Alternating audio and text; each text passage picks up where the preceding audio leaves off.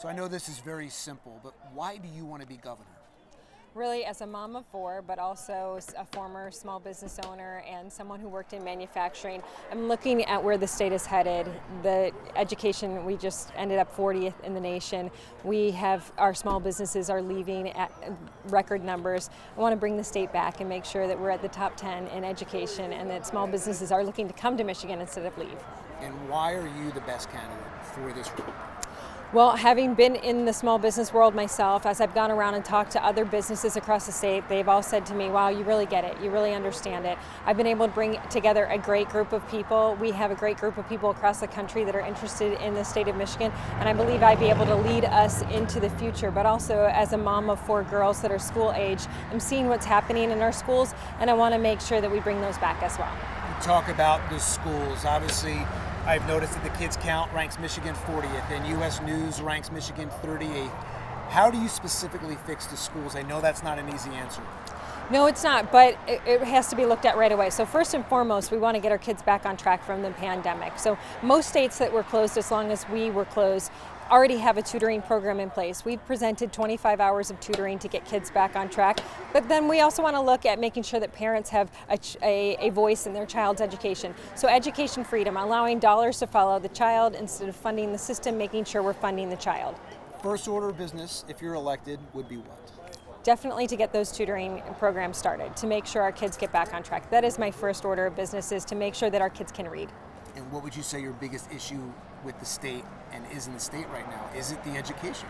When you have children that can't read, your literacy rate can predict your prison population. So that focus on reading is really key for me, to make sure that, and that will help us with a workforce down the road as well. We've got to make sure that those kids have that fundamental skill of reading. Where do you stand on abortion and why? So for me, we've discussed this at length. I'm personally pro-life with exceptions for life of the mother, but I understand that in the state of Michigan, that will be decided either by the people or by a judge. We've already seen the judge come in. What I'd like to see is if that ruling stands, that we would continue to have those protections that we've always had, to make sure we have parental consent, to make sure you have to be a doctor to perform an abortion. The proposal on the ballot would eliminate that, and that I think is dangerous for women. Obviously, the roads in this state, it's a sore subject. How do you fix the roads?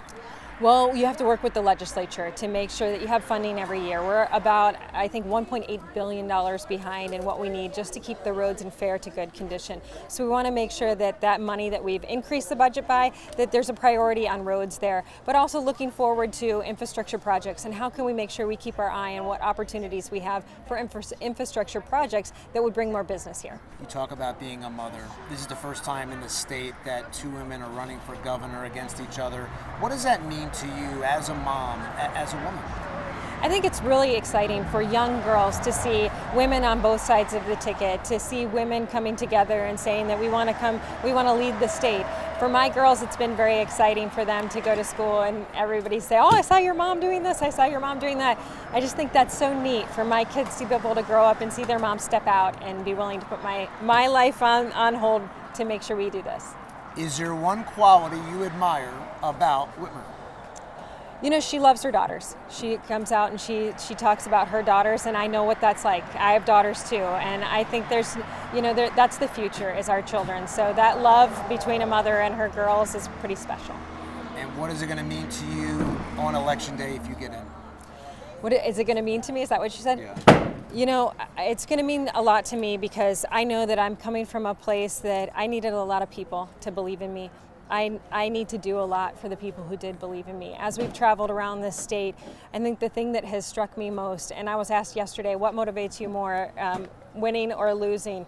Really, the idea of letting those people down that have come to me and said, please help us, please save us. As we've gone around the state, we've seen entire communities that are shut down still.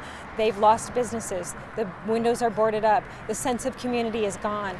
Bringing that back, and for those people who believed in me, that day when we win, to be able to say, we're going to bring this back for you, that's what my heart focuses on. Well, thank you very much for your time. I appreciate it. Thank you so much. You good?